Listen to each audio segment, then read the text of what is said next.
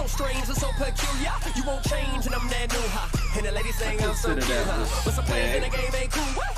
Be careful what you say, do, bruh. No hate, can to keep that neutral, but don't let these lasers shoot your gladiator with some troopers. Your puppets a whole clan and crew up, and we can move ya like computers. I can control the leader, reboot ya. Want a glimpse into the future?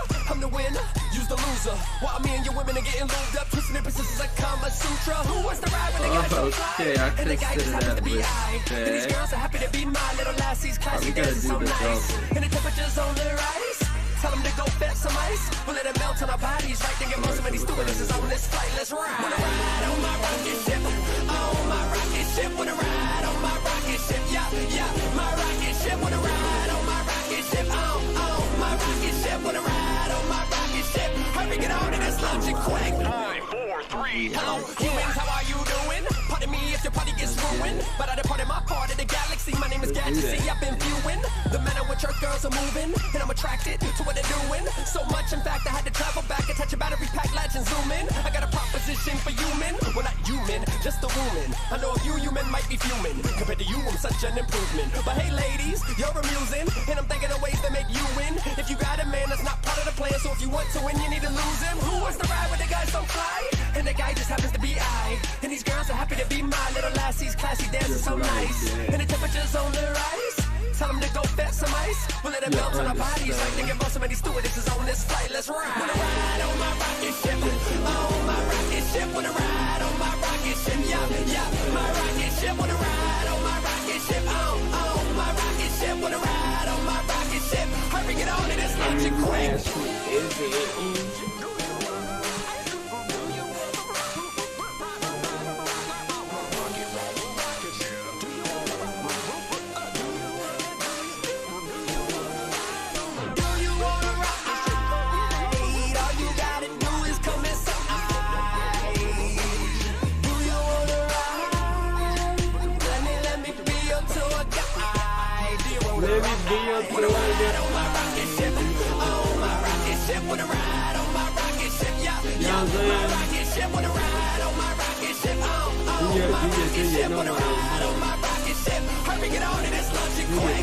Yes, certainly. Y'all are pretty cool. Hurry, get on in this lunch and quick. I think we're gonna have a lot of fun repopulating my planet. Let's go. Hurry, get on in this lunch and quick. I'm not here with this money, boy.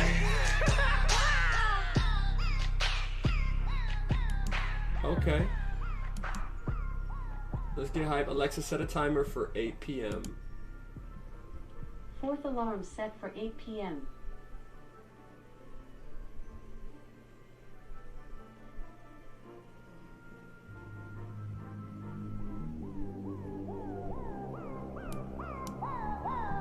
You feel what I'm saying? You feel me what I'm saying?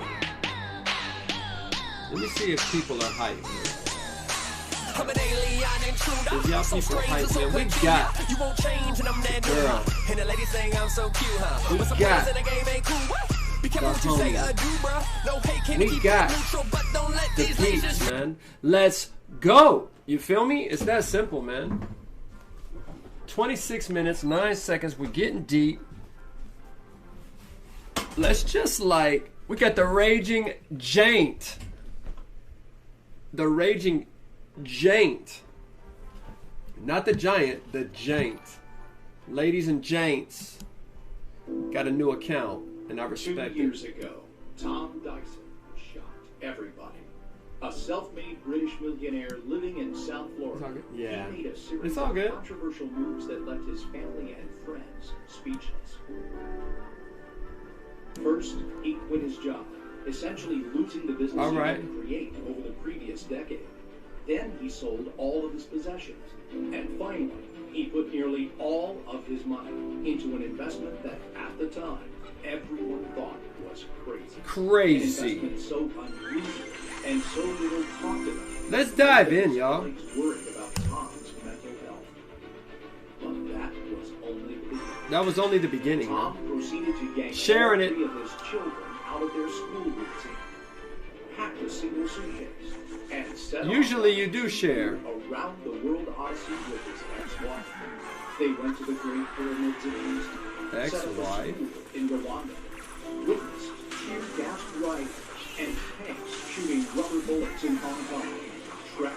Hong Kong with my ding dong. Sandwood in the Sahara Desert hiked the same mountains where God revealed the Ten Commandments to Moses. At a glance, it was the ultimate vacation. But along the way, Tom began sending a series of mysterious postcards to his friends and family back home, hinting at a much bigger and darker story than anyone dared to realize. Over the following months, writing from bunk beds, Let's get hype. squalid hotels in India, and bullet trains in Japan, Tom began outlining a vision of America that nobody wanted. Let's get it. At the time, America was experiencing its longest bull market in history. Day after day, stocks We're getting live. new high, with some analysts calling for Dow 50,000. But Tom, who had abandoned everything he once held dear about society, was carefully following a development that would soon rock the U.S. financial markets. And, meanwhile, his controversial investment was quietly growing in value. Slowly at first, and then dramatically. He estimates he's already made $200,000 or more, with the biggest gains yet to come. Gains of a magnitude he expects you may never see again in your lifetime, unless Oh, what a dick. you're willing to act immediately. He's a brilliant man. He's got a brilliant mind. The way that he sees the world is really unique. In tonight's These guys are freaking salesmen, y'all. For the first time ever, Tom will explain how a once-in-20-year shakeup in the market will soon send this rare investment even higher, creating a small group of surprised new millionaires, while leaving the majority of U.S. investors far behind. Tom Dyson was my co-author at Daily Wealth for many years, and I'd have to say we worked in the same office together. It was some of the most productive time of my entire career. What was fantastic is Tom is two things. Tom is one of the most original thinkers that you will ever meet, and Tom is a fantastic writer. And these two I'm a things- fantastic writer, and I'm an excellent, I wanted my ideas to amazing thinker. What the fuck? Tonight, he'll reveal why today, right now, is your last chance to get into this radical investment before it potentially outperforms every other investment class in the world and makes you Come on, have y'all. money to pay for an early retirement. You see, Should I go party? Tom's travels around the globe only deepen his conviction that the U.S. financial system is set for a stunning move, which almost nobody is talking about right now. One of the few people who warned the public about a coming crisis months before the crash of 2020, Tom believes there's only one real way to profit from this Cute. I haven't gotten any other cards to star level yet, but I did level 13 my other account. The famously reclusive multi-millionaire businessman and investor Bill Barney will tell you exactly what's coming next for life, and what you absolutely must do immediately with at least a small portion of your wealth.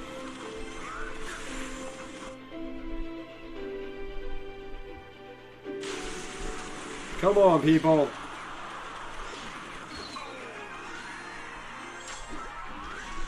I have a penis, people.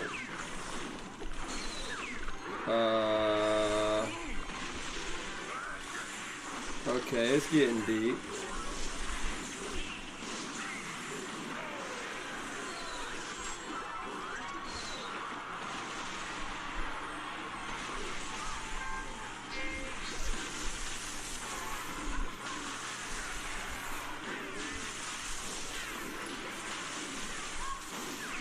Look at this, it's getting deep, y'all. It's getting real deep, y'all. It's getting real deep, y'all. Deepak Chopra. You eating okra with Oprah. You feel me?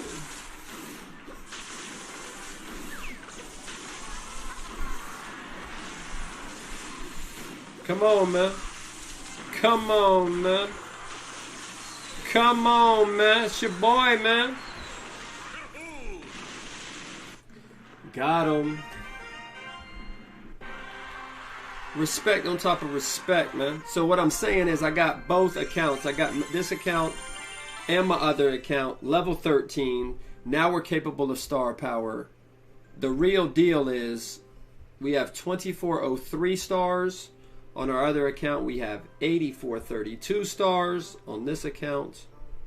2403, 2403, 8432. It's official, for Rishel. You know what I mean? It is what it is, man. I got Elixir Collector and I got Barbarians on that account.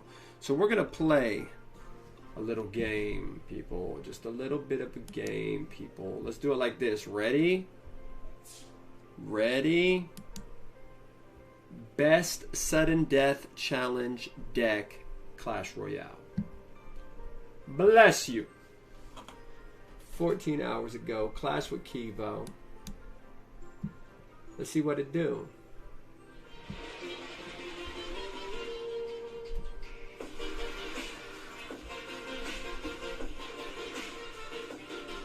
Oh, you just got all these damn songs. How to play it right now, along with this Graveyard Jack. Poison's just really good against like Graveyard Freeze, things like that. And if you don't know how to use Royal Delivery, I kind of feel like you need to learn. Obviously, you go with that Lumberjack with that Rage Freeze, and it's just so juicy, and that Heal Spirit as well. Damn, dog. Should we do it, dog? Should we make a special deck just for this challenge, dog? Or should we just jump in sudden death with the deck that we got right now? Let's try it, man. It's so quiet. I know. Where they at? Hit them up. Hit las chicas up. Hit las chicas up. Talk to them. See what's up with them. Shout them out.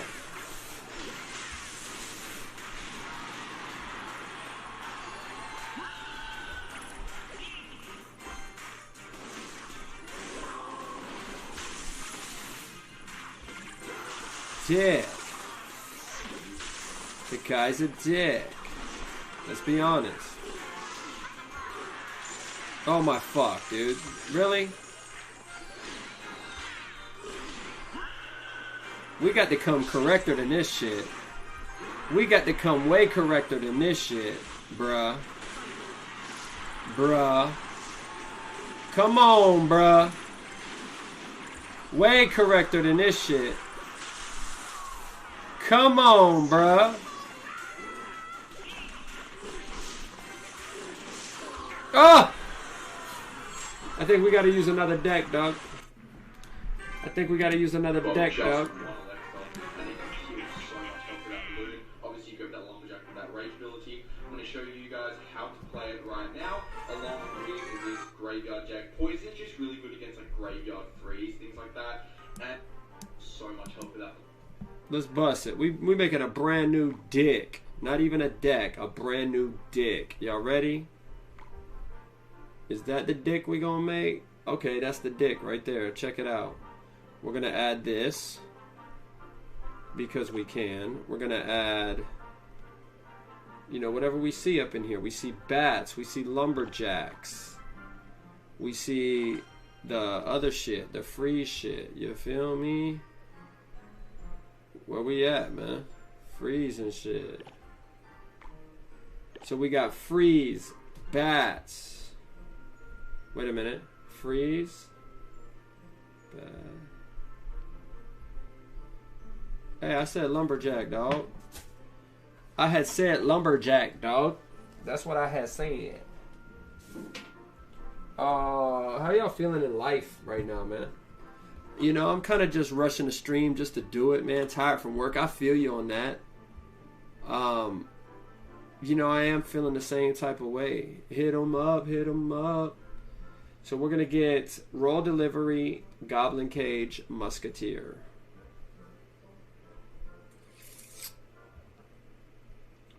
Royal Deliv, Goblin Kai J,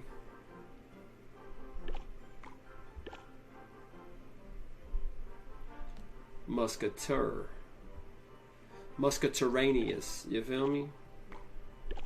That's the dick. That's that dick right there. So let's see the dude play the dick. Obviously, you go with that lumberjack with that rage sudden death global tournament. I think I've got a bit of credibility here because we got to third in the world in that global tournament, the sudden death global tournament. We finished top 10. But anyway, we'll go into the first match and delivery in this meta. But I just think it's super good card. If you don't know how to use it, Man, what the fuck? But credibility here, it's just you don't want to do that. Like, look at this guy. Anyways, we'll go into the first match, and this guy is going to go, see what I mean? Like, he's just going all out, and it's just, you don't want to do that. Like, look how much elixir he spends there. He doesn't really get any damage. He might get some princess damage here, because World Delivery was a little bit late, but like, look at that. We've already probably won this game just based off him. Oh, the skeleton army, though. Yeah, that does kind of suck, but the balloon's going to get all the way to that tower, which is fantastic. The lumberjack is still alive. He decides to zap. This is what I mean. Like, the opponent just overcommits there, and that balloon can get so much work done. So much work done, sir. Dude, when Australians talk, sir, they add fucking extra vowels and shit. If they don't do that, then I mean, you can still win like off just basic. Bro, it's 2 letters, dog. So, sir. Yeah. Once again, he decides to go with that. I can go with my heel spirit now. We know he's probably going to go. Bro, what the fuck? Twitch clip. Princess goes down, and that should be GG. We can just freeze those minions, even 5. You can't even look at yourself. Oh shit.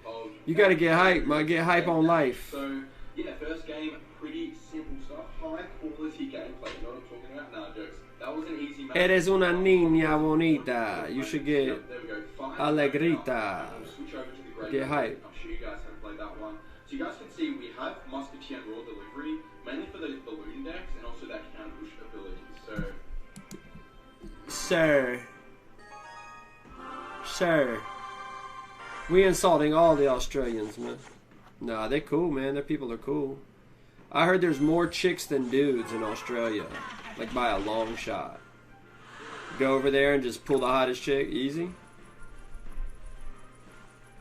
I'm just saying, bro. Think about it. Think about it, dog. Think about it.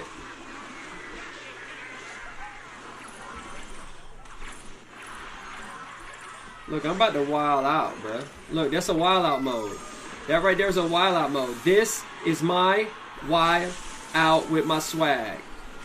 There you go. Okay. Okay. So that didn't really work, but it did, but it didn't. You feel me? I mean, does that make any type of sense? You know what I might do? I might trick them like I'm fickle and it's possible I'm flarf. You feel me? I'm gonna let them think we fluff, bro, cause check it. I got something for they dick hole. I got something for they dick hole. I got something for they dick hole. Oh shit, that's that dick hole flow. I hit him with that dick hole flow. Oh shit, come on man, give me some goddamn energy. What the fuck? People, dick hole. And why is this cable fucking up, bro? I got the special cable now. Y'all can chill. You understand? Hottest chicks over there, put them in a house, boom, another reality TV show. That's what I'm saying. Pull the hottest chicks, put them in a house, and we in here. Oh shit. What was I doing? Was I even in the challenge, or was I just running regular deck? I think I was running regular, wasn't I? That's why that was weird. Oh, it starts to make sense. Here we go.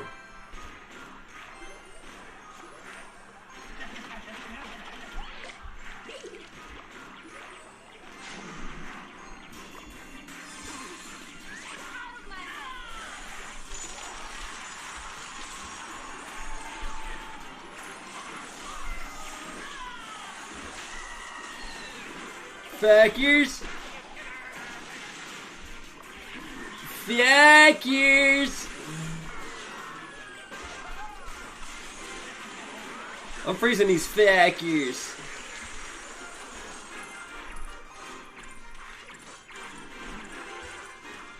Fuckers!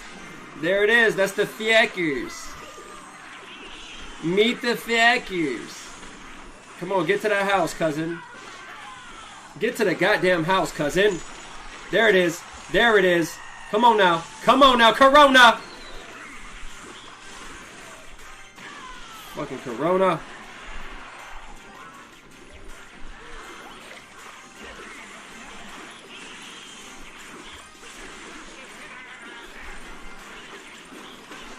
Come on with the bull dick.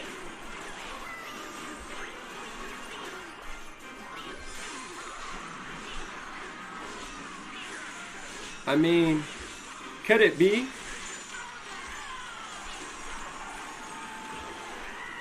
Come on! Get to it. Is that close enough? Is it? Oh, shit. Oh, shit, people. We are straight up shitting on people. Fuck! Stop, stop, stop, stop. Stop with the goddamn foolish fuckingness. Got it. First time using the deck. And it was sure amazing. Shout out to the Australians. House full of them. You feel me? Oh, 2 a.m. Damn it, man. I understand that. That's crazy. That 2 a.m. life. What's also jacked up is this fucking nonsense. It should just fucking work, bruh. This cable's acting up, dog. It's been working amazing, and now it just wants to act crazy. You feel me? That's what it looked like to me. But that's a dub. I'll take that. Take that, take that, take that, take that, take that. You feel me? So I'm starting out like this. I like that. Look, I'll start out back from the back. You feel me?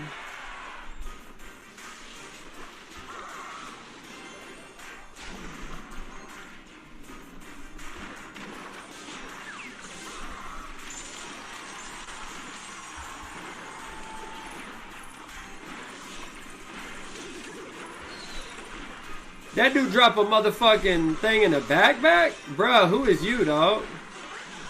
You look kind of crazy for that. There it is. That's the win-win.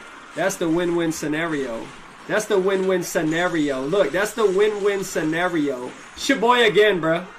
Dose in a row, bro. Dose in a row, bro. Dose in a row, bro. I respect it. Shout out to the homie K-Bear. Well, I can move to Australia and hit him with that accent. You feel me? Let's jump back in, man. Nice job for us. What up, Death Star? Point 15. Let's go.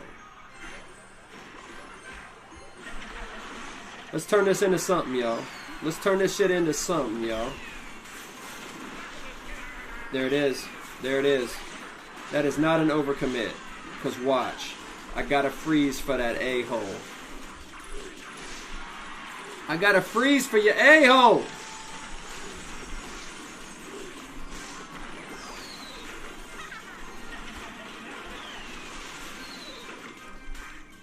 I got a freeze for the a-hole. Only if I say so.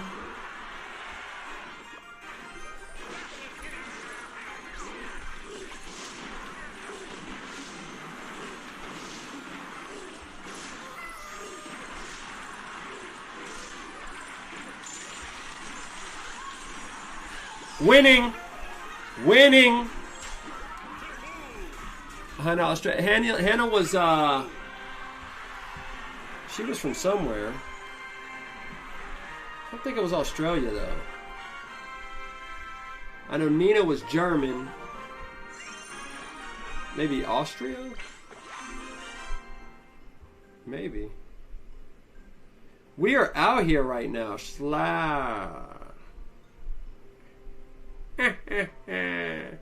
We have not ran that yet, so we still got the war to do. But we out here getting it in this challenge, man. This is respect, man. This might be our first win, man.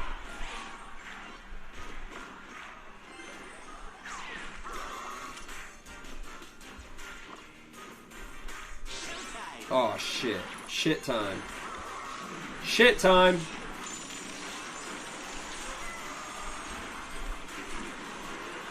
Shit time. Look at that. It's doing work. It's doing work, babies. It's your boy, man. Shout out to Slash with K-Fire. Runny. You feel me? We're out here, man. My thumb been itching. We getting crazy, man. That's giant right there, man. Let's get it. Let's go. Keep it going. I love the way this is turning out. Check this shit out.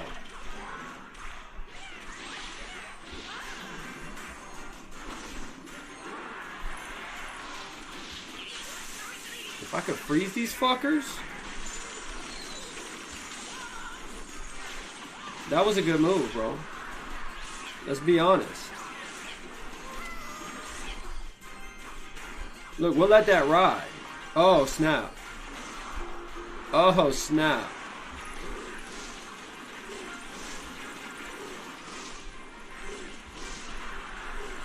Okay, they're doing work. I respect it. I respect it. I'm going in.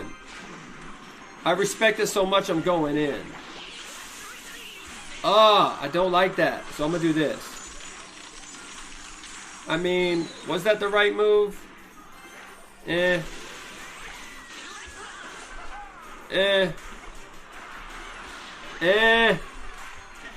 getting deep. He's got a lot of bullshit in his deck. Let's be honest.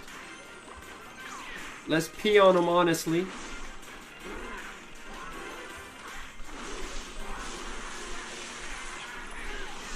Let's pee on him honestly. Let's do an honest piece of peeing.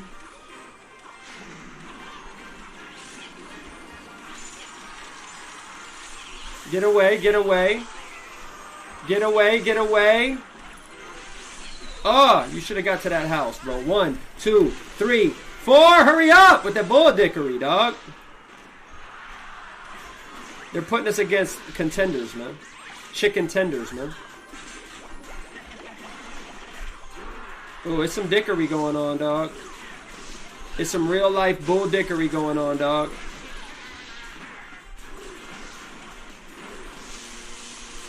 Oh my fuckery fuck. Holy shittery shits.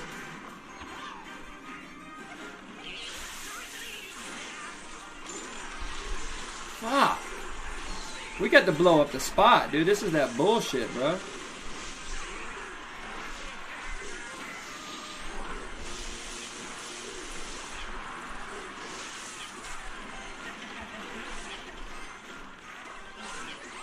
He's doing it, man. They doing it with that bullshit. That bullshit. They full of shit with that bullshit. You know what I'm saying? God, dick. Can we get some motherfucking enforcements, bro? Y'all playing all types of dick dastardlies, dog. Oh, that's dick dastardly, bro. Y'all a bunch of dickheads, bro. You know what? Fuck this guy. This is how you do it. This is how you do it. This is how you do it. Fuck! That's not how you do it. That's not how you do it. He's got the that lightning shit. Damn it! OP Sanji. And then you gonna yawn? And then you gonna yawn, my dog? That's how you gonna do it, bro? She was a Karen.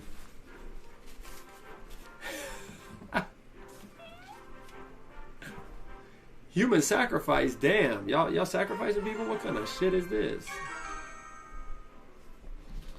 Y'all be hating on Karens, bro. Rip if your name is Karen. Do you think Karens around the world are like taking that name and like running with it? Owning it? You know what I'm saying? I mean, I'm just saying, you know what I'm saying? Alexa, stop.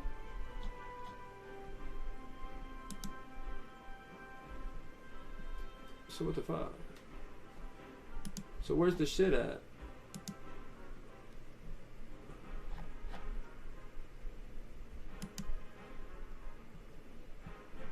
Duh. Alright, so what email was it? It was that one.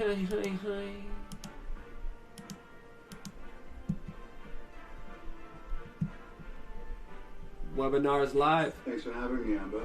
So Tom, in the past 2 years, you've been to 29 countries and hundreds of cities, traveling more than 26,000 miles. Along the way, you took all of your net worth, almost 100%, and went all in on a single idea you believe can change the lives of our viewers.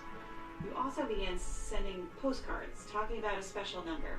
Over and over again, you said, "My family and I are betting our life savings on a single number." Do you remember that? Yes, of course, I do. And many people call me foolish and stupid for this. Because it contradicted what most investors believed about the bull market. So walk us through it. Why and how have you invested your life savings, all the money to support your wife and 3 children? Thank you for that. Number? Well, for years I was Edis. an ordinary investor. I come from a sort of a banking family. My dad worked at Lehman Brothers. Let's get hype, My man. grandpa, his father, Richard, who you see pictured here, was chairman of Barclays Bank, which was, in its day, the 6th largest bank in the world. So you could say I sort of have investing and banking in my blood, and at least I grew up around lots of knowledge and education on how banking and finance works. And anyway, they had me reading the financial papers and trading stocks by the age of 11. And as I said, it was part of the fabric of my upbringing. But my father and my grandfather were traditional types, and they were into stocks and bonds, much like everyone else. So, that's what I knew. And when I graduated, There it is, baby. in the year 2000, I took a There job it is, in baby. I think that's the W. followed their footsteps. And for about 4 years, in the year 2000 and the year 2004, I worked there, Salomon Smith Barney, which then became Citigroup. So Tom, you did start out like most investors, but you are not like most investors now. So what changed? Well, I quit and I moved to America. I took a job working for Bill Bonner. Bill, was a big inspiration. Bill opened my eyes to the world of opportunity. We did it, Doc. Hard money, and especially that the notion of the mainstream isn't always the best place to look for opportunity. Bill and the organization that he ran were, at the time, really famous for a range of uncanny predictions and warnings that they'd issued readers, which I was very familiar with. When I came across Bill, I was blown away by dozens of other predictions just like this, all backed by this really clear-eyed analysis and very counter mainstream ideas. People were talking about stuff that I just never heard of before, and when I saw it, when I immersed myself in that, I realized that I'd found my personal spiritual home, amongst these alternative ideas, and it was then that I decided to use, my How many wins? I think 2 more on this account? my 3 more maybe? to help people, regular people, make money and no longer work for the Wall Street banks and make their money anymore. So I began to explore the world with this different outlook, that guys like Bill and others like Doug Casey, Steve Sugaroo, Mark Ford, and Porter Stansberry taught me. These guys were all very inspirational to me, and namely, the one clear message that I got from them is that nothing is really as it seems, and if you go delving into this with that idea, that you can find things that you'd never read about in conventional. There it is, baby. mainstream Dub it. investment research and Woo! press. You feel me? Tell me a little bit more about what you mean by that nothing is as it seems. Well, at the time, in the early 2 more. 2000s, first of all, we were coming. We raging. Major stock Raging on a stock Cajun. bubble, obviously, had burst. That is the news. But to my surprise, What a news? lot of people were still fanatical about Des tech there? companies. And in Because you were dressed like a guy? Well, who cares? I I was not interested in that. I win. Congrats. Personally, Thank you for that. Dos and más. instead, Dos I más. drained my bank accounts and En I esta even took cuenta. money from some of my mother's bridge friends who had an investment club up until then. And I took all their money, I collected it, and then I put the whole pot into a single investment idea that no one else cared about or talked about, and that was especially true in the circles where I was working in the banking industry, and of course I'm talking about gold. And was that the first time you invested in gold? Yeah, I mean that was something I'd never even considered before. In fact, even before that, I hadn't even realized there were people out there who even bought gold. Like gold had been outcast from the monetary system 30 years before, and I thought it was the preserve. I knew central banks owned gold, but I didn't think there were retailers. I didn't think there were people like me buying gold. Anyway, that's why bankers and analysts, they all frowned at gold, but I knew it was exactly the right thing to do, and it was all based on one particular number that was sort of tipping me off. So, how'd that work out for you? 8 years later, gold was up almost 500%. Okay, yeah. I think that it might have been the best performing investment of the decade. So I bet your banking colleagues were a little bit down. Yeah, definitely. So John, you met Bill and it changed the trajectory of your thinking. And you proved it yourself through that goal. But that really was only the beginning for you, right? Yes. So I began re-examining the financial system, the investment markets, with a notion that nothing is fairly valued, and 99% of investments are basically rigged for a small group of elite players and corporate fat cats, let's say. And once I started doing that, I began to come across some, how should I put it, some very unusual opportunities. And those must have been based on Gene and Lean philosophy. No, I definitely wouldn't go that far. What I mean by that is, it wasn't until I met Bill that I realized how dramatically the world's financial system changed in the 20th century. Between the Bretton Woods agreements and Nixon delinking gold from the dollar in 1971, the world was led by America and built a very rickety, unstable financial system. If you've been reading any of the work of these, you'll know exactly. Oh shit! And you're talking about the idea that central banks and Ah! have really been playing positive with the market. Is that 3? Yeah, that's right. 1, That's 2, exactly 3? right. That might be done, son. There's nothing tongue-in-cheek about that statement. They really do. Fuckers. A god delusion. The people who Is run it our worth it? economy, they think if they just push all the right buttons, pull the correct levers, and exert enough control, they can steer Hell the no. economy and markets wherever they want. It's not worth it. Here's the big problem with that. This sort of has worked, but it only works for so long. They've now intervened more than a dozen times in the past 2 decades. Let's just do the final battle. Of course, in 2008, when they added Let's just do it, dog. $4 trillion. She to the makes financial music. system to keep it afloat. And for a while, their interventions seemed to work.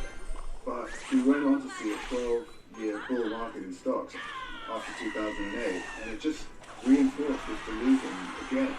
So, I don't know if you've seen this, but Time magazine has praised these guys. They call Fed Chair Alan Greenspan the man who saved the world. They named Chairman Ben Bernanke Person of the Year, put his picture on the cover.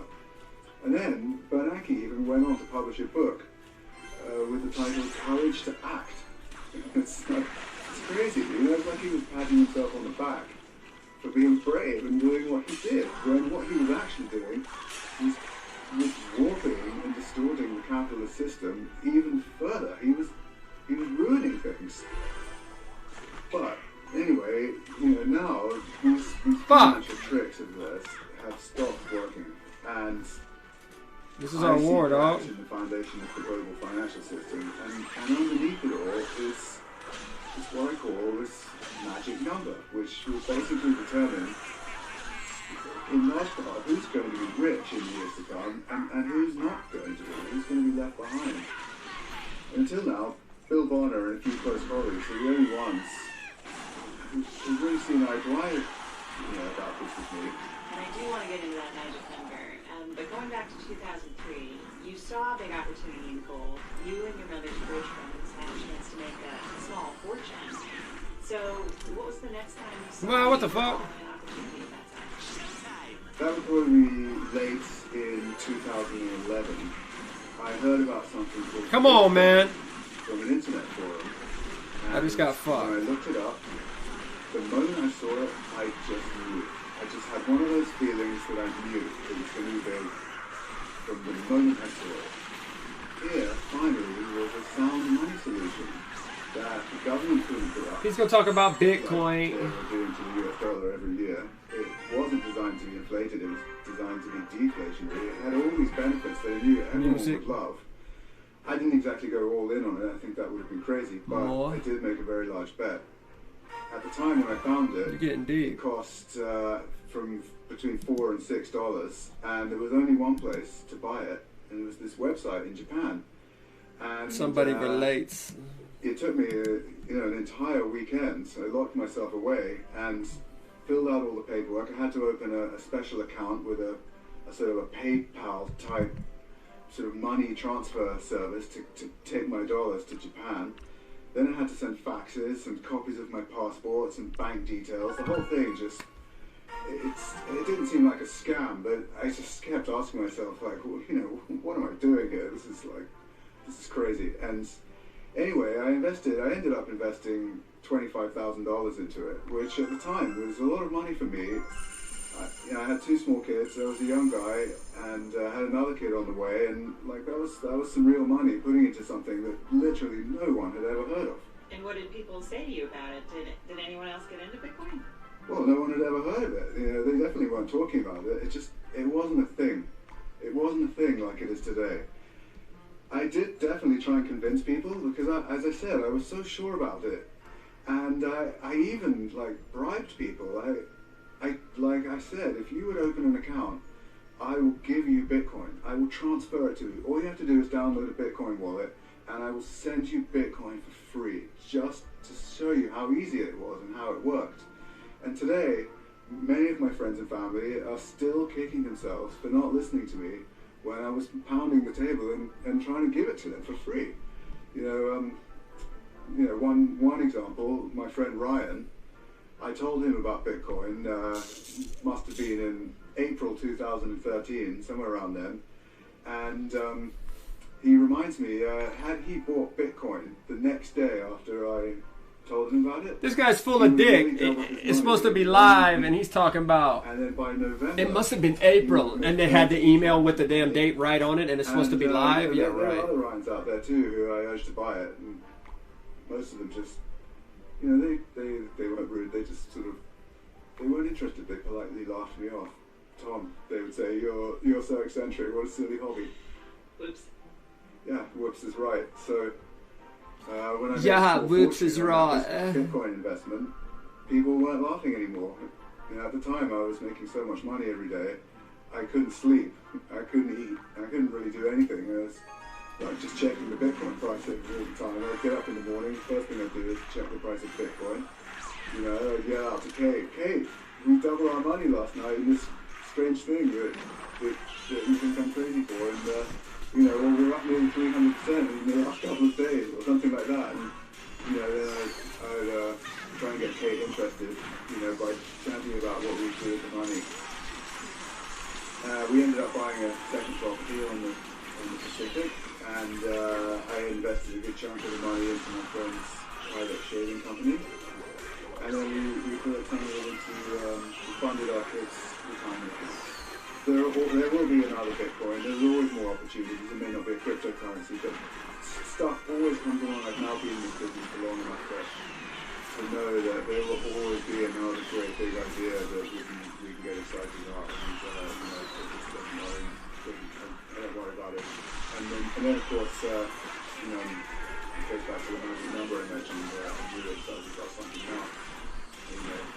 At the time, there was no easy way to value Bitcoin, but what I love so much about this idea is, I learned it from Bill, and this magic number using guesswork. So this time, unlike with Bitcoin, I am 100% certain of when to buy, and I'm recommending it, and I'm 100% certain that when to sell. It's very important. I want to get the biggest percent of gains. There is no chance that I'm going to make that same trade. So with this new trade, I think we can make 17 times our money altogether over the long run if we get in now. Okay, so let's dive in. When did you stumble onto this investment? It was November 2018. I experienced corporate burnout, and to be frank, I'd gotten depressed. I left work, left my job, and I really hadn't paid any attention to the markets or the financial news in a couple of years. I knew it's getting deep as dick. I wasn't watching it. I wasn't watching gold. I really wasn't watching anything. Basically, I totally switched off from investing. So November 2018 was when I started seriously reading for the first time in a while. And my personal favourite writer, bar none, and I mean across all genres, is Bill Bonner. He's a fantastic writer. I love his turn of phrase. I love how he writes. I love the subject matter. So. Yes, Bill is absolutely incredible. Yeah, he really is. He's been a huge there it is.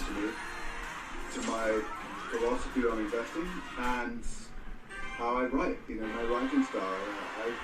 I looked up to him for a You want to play, Jason? I got you. There I was, hand copying You are simple. Bill's essays, and in one essay I was copying, Bill spoke about an investment, really more of a strategy that he had been following in his own life with his own money for decades. And it centered around a powerful indicator. And I started calling this number sort of magic because it's got this track record of being almost unerringly accurate for the past, longer than 100 years, 120 years plus. And if you buy when it says to buy, you can make money no matter what's happening in the stock market or the broad economy or the news cycle, all this stuff. And then when it says to sell, it's almost the perfect time to get out every time, and it just doesn't seem to matter, what else is going on in the world.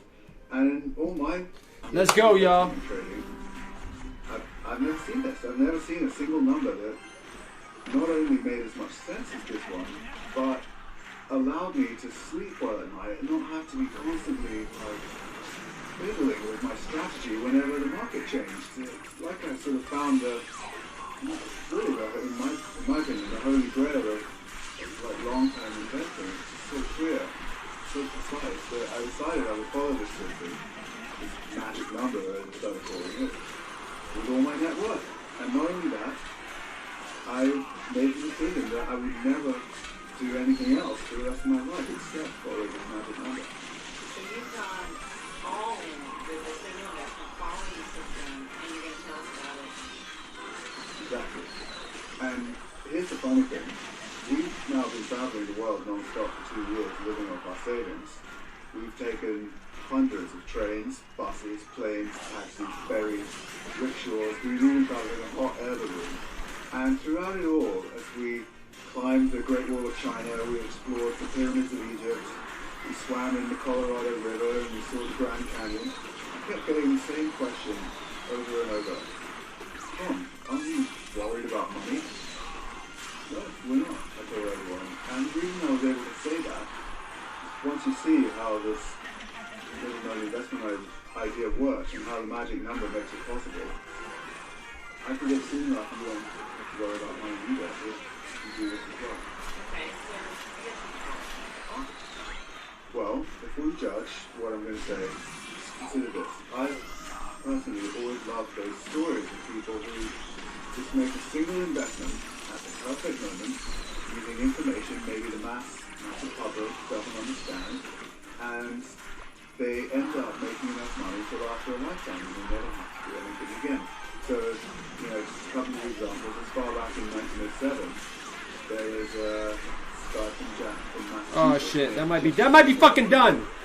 $3 million on a single stock speculation. And then more recently, in 2009, a chemist named Andrew Hall made $100 million on an oil speculation. And so today, let's do it. I'm doing my own version of Quietness. my own speculation that's Too serious. in line with this, and this magic number is what makes it all possible, what drives it. Don't be So I serious. think this begs the question, and I'm sure many folks out there are wondering right now, what about diversification? I hate diversification. When you diversify, it's like you're placing bets on every outcome at the same time. It's a bit like backing every horse in a race. It's completely inefficient. Some of the bets will pay off, obviously, but most of them won't, and they dilute the winnings you get from the ones that won. So effectively, you're just accepting the return of the whole market. And that, I believe, is why most people never get rich through investing. I mean, of course, they might do well if stocks... Is that the dub? You know, and there's some sort of raging bull market, but, you know, I want to guarantee success. I don't want to invest unless I feel Clown. like I've got an edge in the market. Like She I know clowning. Other people don't. So I like studying and researching and diving deep into Diving what I get deep. interested in, and then waiting until I find something. How about you that I don't have say that? complete conviction in, and then I place a huge bet. You know, Warren Y'all my Buffett people, man. made this point We're too. here to get hype. Let's get excited if we can. Protection It's been a hell of a week, makes that's very for good sure. sense for those who- But let's get hype anyway. And you know, I'm a big believer in that. I never go into an investment ignorant. You know, otherwise, what's the point? So John, for me, what seems really appealing is that this sounds like an investment in the system that I can just bet and forget about. Very much so, and that's really what's very appealing to me too. You know, I don't really care about cannabis stocks, cryptos, IPO deals, penny stocks, any of those fad investments. I'm not interested. You simply Look at that. have to- Is that the dub? It's the When dub. the magic number hits 5, as you see in tonight's event, I'll plan Hypeness. to sell everything. But in the meantime, Hypeness. I get to do what I want. Let's get with the hypeness. Travel the world, and I don't have to keep watching everything like I could. Watching a pot boil, I don't have to tinker with all this stuff. When the magic number hits 5, I'll walk away with a bigger profit than most people will see in decades. So, if you watch carefully tonight, It's you have good. that opportunity as well. And keep in mind, this is the first time in 3 years that I've stepped forward to share an investment idea like this in public. And as you know, Amber, it could very well be the last of, at least for a very long time. I'm not planning to do anything like this again. So that is part of the reason why I'm excited to go into the future. Dicko I mode. know you're excited to unveil portfolios. Dicko But mode. first, we have some more ground to cover tonight. We're going to hear from Bill Bonner and his Select Productions. We're going to learn everything there is to know about the Hispanic network. Plus, everyone who watches to the very end tonight will receive a bonus report from Tom about a trade he's recommending right now. And you'll receive this report for free if you stick around to the end of our event. Finally, we're going to have a Q&A with both Tom and Bill, and we'll get to all the most popular questions. So with that, let's dive into the details. Tom, what can you tell us about Look at that. That's Dicko mode. Oh, shit. what do you track? How does it work? And what makes it so special? So have a look at this chart here. It graphically displays the magic number over 100 years of recorded price data. See where the chart spikes first? And that's in the 1900s. Yes, the 1920s were a great time to be in stocks. But you wanted to get out of stocks in 1929 based on this chart and the magic number. You did not want to be in stocks in the 1930s. Well, yeah, it's a great question. Yeah, it was one of the most legendary stock crashes in American history. And of course it's easy to see that now, but at the time, no one could see it. And we look back and laugh. Even the smartest economists, even the market watchers, had no clue, and they were saying dumb things, and people remained fully invested. And of course there's a classic story about Irving Fisher in the summer of 1929. He was a Yale economist and famously said that stock markets had reached what looks to be a permanently high plateau. And then, of course, 2 months later, the market crashed, and it took like 20 years to recover after that. So, had you been alive back then, and you had this magic Looks number, like we're done, son. you would not have gone through that. You would have been out of stocks, no matter what the geniuses at Yale University or anyone else had to say. Oof. So let's just zoom in here, and quite simply, the magic number would have told us to get out of stocks on October the 4th, 1929. Okay, you got out on October 4th. What day was the huge market crash of 1929? The huge market crash, Black Tuesday, came on 25 days later, October the 29th. I'm doing it. I'm switching. And that's what I mean about the accuracy of this magic number. But run it. Brilliant. So your Run magic it. number would have told you to get out of stocks. Descansa. Okay, see you. All right now. Precisely. That's it, ya tú sabes. Hay que descansar. Gracias por venir. Thank you all for coming to hang out for a little bit. We're going to wrap it up anyways. It's going to be a quick stream, oi. So, hold on a second. Let's take social I'm telling them to get out of my way. You would have gotten out of stocks again in 1998. And that was at the tail end of the biggest stock mania in our lifetimes.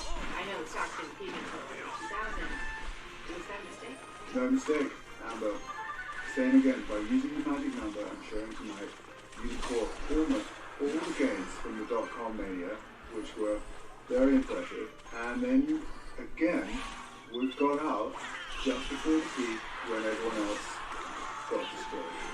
So, here's the thing, very few people kept the fortunes they made in the dot-com era. They went up, they rode the elevator up, and then they rode the elevator all the way back down again when the bubble burst. And Look at that. remember, this magic number is meant to avoid all the shenanigans that cost people so much money. Shenanigans. Capture the money on the way up and then take you to safety just before it's about to fall all the way back down. I mean, it's really the holy grail. And, you know, so what I'm sharing tonight is a proven way to look through all those... Fuck, dude, how are we going to win this motherfucker, Make man? good money, sleep well at night, you don't have to do anything, and you can sort of relax from an investing point of view. You know, just, let the day traders and the thrill seekers and the fad investors toss their money down the drain, on every mania that comes along.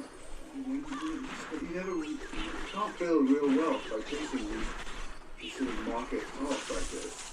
And the late 90s were essentially one giant market top. It fooled a lot of people, but it didn't fool the system we've developed. Okay, fair enough. But does this magic number tell you when it's time to buy stocks too, or is it just a warning system? It does both, very accurately.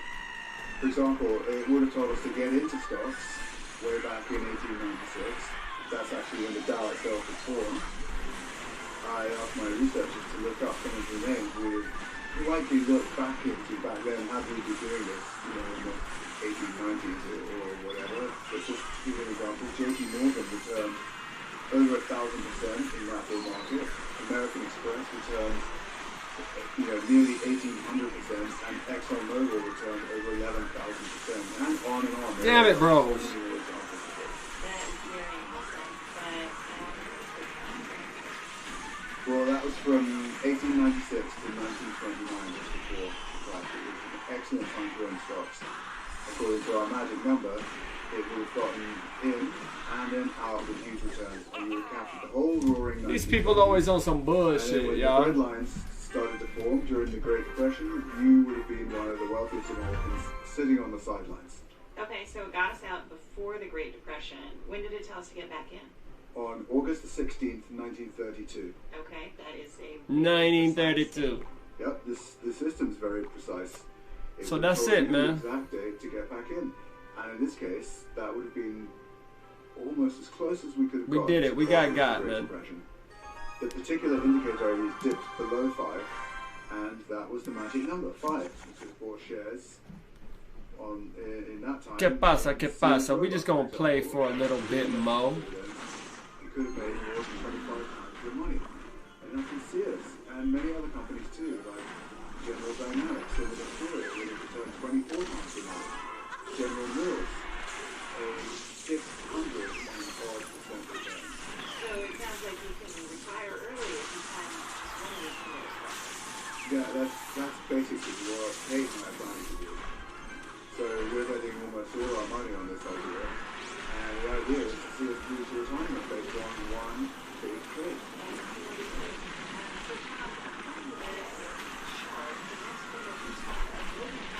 Got him. Yeah, that's correct, Amber. March 7th, 1975 to be precise. So that was Cold War, President Gerald Ford using the White House, American energy crisis, where people were queuing up to get gasoline.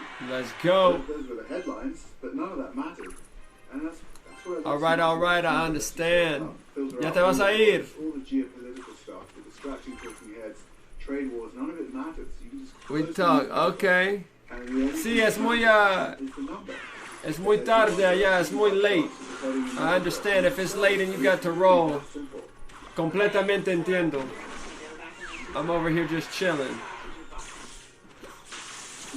It's hard to say. Thank you, I'm about to turn up.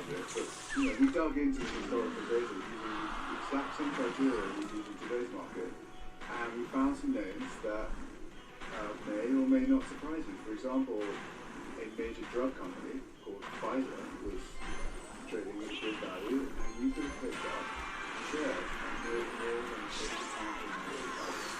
Or you could have bought Coca-Cola, for example, and made 87 pounds in money.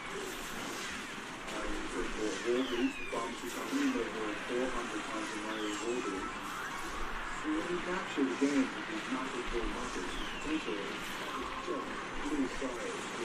So I heard about that, which means to me, if the news is you don't have to find the news, you're on the radar. It's just about finding good stocks to talk about. Yeah, that's a huge misconception. You don't have to have special knowledge. You just have to time the markets correctly. I'm getting got, dudes. Buy the absolute best company and just wait. So I'm getting got, my dudes. Brand name could have bought this song in those days. Whew. Magic number. And all but one or two of them ended up being 10 houses and that's minimum. Those are huge things. Yeah, but Tom, a lot of people are going to say This guy's full of dick, dude. those stocks for decades. Yeah, well, what I'd say to those people is, how long would you be willing to wait if you knew you could multiply your life savings by 40, 50, or 100 times and not have to do anything and just sit there and let it work while you sleep like a baby? Because you're doing something that's worth for more than a century. I don't know about you, but I wouldn't be day trading. I'd just sit on my hands for 5 or 10 years and just let those kind of gains accrue. I mean, I cancel my newsletter subscriptions, but not all of them, but I definitely stopped worrying and stopped checking my broker every 5 minutes. And that's what I consider to be true financial freedom. And so let's what is this magic number? Well, my longtime readers already know the details of this measurement already, and I didn't invent it, neither did Bill, but Bill's been using it with his own money. Not an inconsiderate amount, I should add, and of course he's been writing about it for years. All I did was I'm gonna write this shit down, y'all. Precise, a bit more accurate, just better, basically. Okay, Tom, what exactly are we talking about? Well, this would be a good time to bring Bill into the conversation. Probably best if we let him talk about it first. Okay, sure. I think that the studio is. Do we have him on the line? Okay, yeah. The studio is patching him through from his ranch in Argentina. And by the way, our office is currently in quarantine. From his ranch in Argentina. So, please bear with us. Bill, can you hear me? Yes, hi, Andrew. Hi, Tom. Can you hear me? Yep. Bill, we got you. He ain't from no fucking ranch. So, Bill, a couple years ago, you described Tom's magic number as the simplest, surest trading strategy in the world. Would you still agree with that? Well, yes, I do. You spend a lot of time standing still. 38 years out of the last half century using that strategy, but it pays off. You buy stocks when they're cheap. When stocks are expensive, you sell them and put your money into safety. Go back 100 years. Strategy would have had you making a total of only 6 transactions over the entire 20th century, or about 1 transaction every 16 years. Yeah, if you could go on with about $200 back then, and you exclusively follow the strategy, you would have wound up with roughly $325 million. By comparison, the same money invested in the stock market and left there over an entire century would be worth $2,500 a day. So Bill, remind me to send you the updated figures. They're taking into account the extra modifications we made. Okay. So, you have outperformed the market by 30 century with a strategy, and Bill, you said a good chunk of the time that your money wasn't invested in stock at all. So,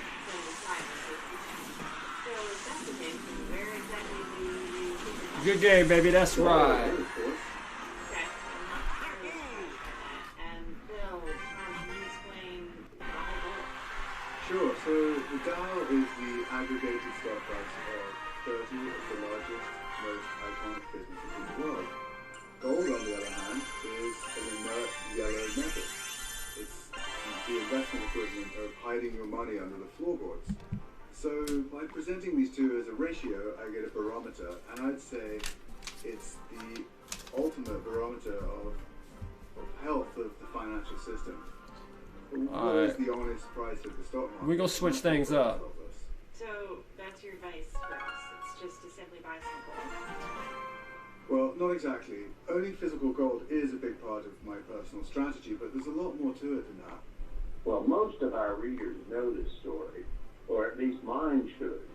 But we believe that gold is the only form of money that government can't destroy.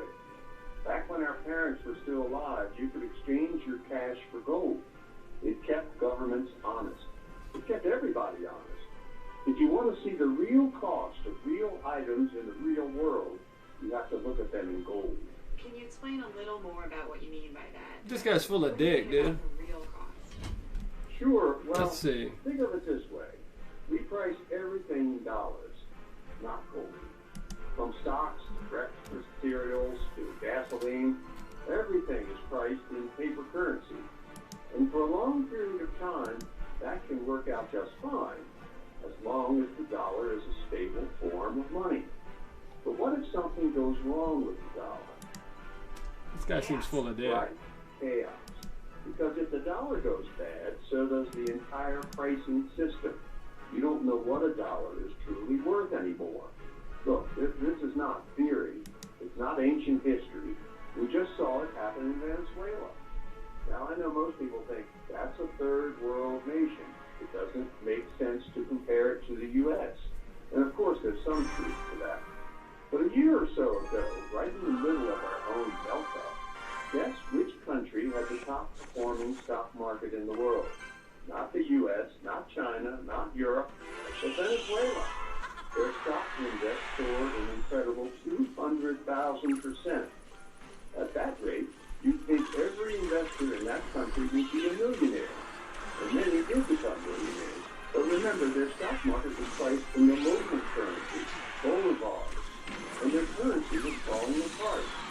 Measured in dollars, the Venezuelan stock market was actually down 94%. And in terms of gold, it was down even more. So don't be fooled. Just because your stock market is soaring, it doesn't mean you're getting rich. Stocks, like everything else, are priced in flawed paper money. And if you remember anything we tell you tonight, I hope it's this. If you can stop valuing everything in fiat currency and use gold instead, you won't ever fall into the same trap. What you think of this guy? So you essentially found a way to reduce that by using gold. Yeah, we have. But following on from what Phil was saying, you can do this with literally anything. So here's a good example from our research. In 1932, it cost just over $1,000.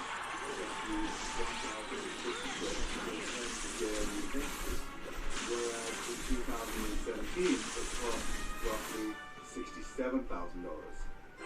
Seems very high in comparison, doesn't it? But they're actually the same in real cost. So have a look at this. As you can see, the price in 1932 is the same as the price in 2017. Correct. It costs you more paper dollars to attend Yale in 2017 than it did in 1932, but it costs the exact same amount as the number of gold ounces. And so, gold is the only true measurement of cost to value in measure. So why not look at the stock market in the same way?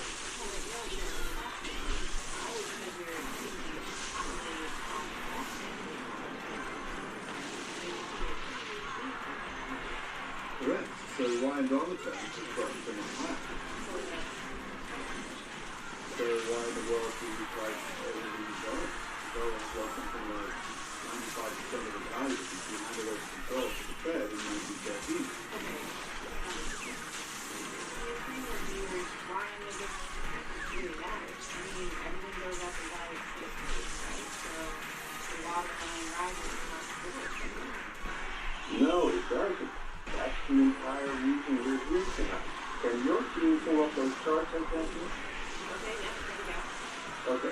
look at this. I want everyone watching to pay very close attention. From the end of World War II until the mid-70s, almost everyone in America seemed to be getting richer. And then something changed.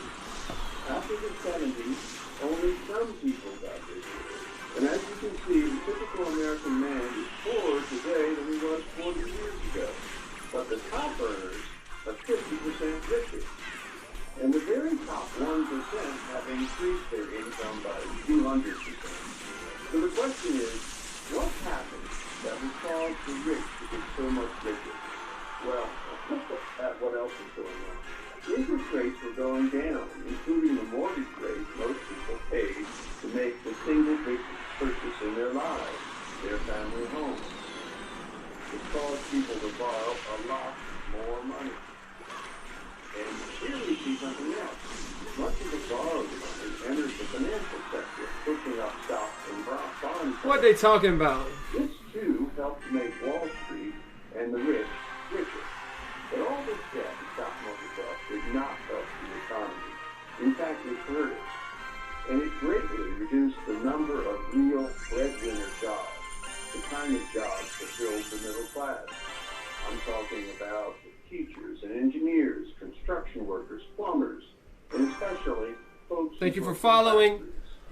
As a result, Jose. People went deeper and deeper into debt, earning less money. We out here, while the Jose. economy was slowing down. I'm wildin', Jose. I'm wildin', Jose. I had the giant on the screen, Jose, but we got that dub anyway. Okay. Everything felt more expensive, and their dollars just didn't go as far. Yes, that's right. The entire system can be manipulated and rigged through interest rates, fractional banking, and so on, and it allows the very wealthy to get richer, in real terms, of course, and the everyday American, taking home more paper dollars in his wallet, feels like he's getting richer, but actually not paid for. So this is gold is the great leveler. To keep everyone honest, you can't manipulate everything. So gold is important. And so I get why you want to look at the stock market full rather than dollars, because if the stock market jumps on the basis of money artificially injected into the market, it's not really growth. It's like a lead. Exactly. It's sort of a sleight of hand meant to deceive the public. And most people, they don't know the difference. They don't realize. So far, Washington's been able to get away with it. But These people on some other shit. For the next 2 years, that's going to finally change. So just look at this 100-year chart of the Dow. We see it rising over time. But where did this growth really come from? How much of it is due to the price inflation versus the growth that naturally comes along with a healthy economy and stock market? And so this is my point. The Fed We out here. manipulate the value of our currency. We still dubbing up. So that's why we have to occasionally hit the reset button. And we need a reliable baseline. We're gonna play this game here. If we dub up, we're gonna end the stream. We're gonna chill. We're gonna dance. We might shoot a TikTok video. What's up? Translating the stock market into gold terms instead of dollar terms lets us see the market for what it truly is. Does that make sense? Yeah. So, just using an example, if we're talking about a 3-bedroom home, and that costs more today than it did in 1975, you really need to know how much it's going to be to the value of the sell versus the Exactly. You're right. And here's another thing. The stock market is manipulative. There it is. There it is. There it is, baby. That's the dub. Dubbing peanuts. That's it, y'all. Thank y'all for tuning in to the Gadget Got Game stream, man. Shout out to the homie Jose following us right here live on Twitch, man. Well, the last major mood extreme happened in the year 2000. It was I like an that. optimistic extreme, obviously, and it ended with the stock market I and like the that. highest valuation in history. Let's get hype, y'all. To earnings, book values. Thank y'all for tuning in, man. We've been going hard an hour The 15. next mood extreme That's good. That's good is enough. sometime in the You next feel 10 me? years, And this one will be a low extreme. Okay, So, boomer. we'll Let's see get the hype, stock man. market near its lowest valuations in history, and We will call I'm gonna get hyped. this down part We're getting of hyped. evaluation Thank you for fair. tuning in. Be sure to hit that notification bell so you know when we're live. And go check out my music, just like my name says on the screen, GadjetMusic.com. You can listen to me, man. I got songs, all types of songs, man. Let's get hype. So thank y'all. And I'm going to see y'all on the next one. More, maybe another 2 or 3 recessions. Peace. Before this valuation bear market has finally bottomed out and stocks get to cheap again. Until just a few months ago, we hadn't seen a recession in over 10 years.